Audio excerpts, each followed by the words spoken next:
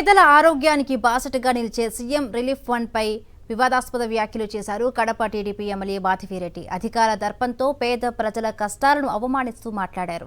ఆరోగ్యరీత్యా పేదలకిచ్చే ముఖ్యమంత్రి సహాయ నిధి డబ్బులు వృధా అవుతున్నాయన్నారు. అపరిశుభ్రత వల్ల వచ్చే కిడ్నీ, శ్వాసకోశ వ్యాధుల వల్ల ప్రజలు హాస్పిటల్స్కు వెళుతున్నారన్నారు.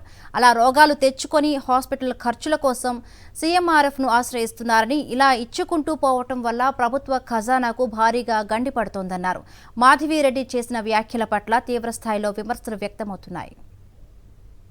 చంద్రబాబు నాయుడు గారు మొన్న మైదుకూరు కూడా వచ్చి చెప్పారు, స్వచ్ఛాంధ్ర అనేది ఒక ప్రత్యేక ప్రాధాన్యతతో ముందుకెళ్తున్నాము.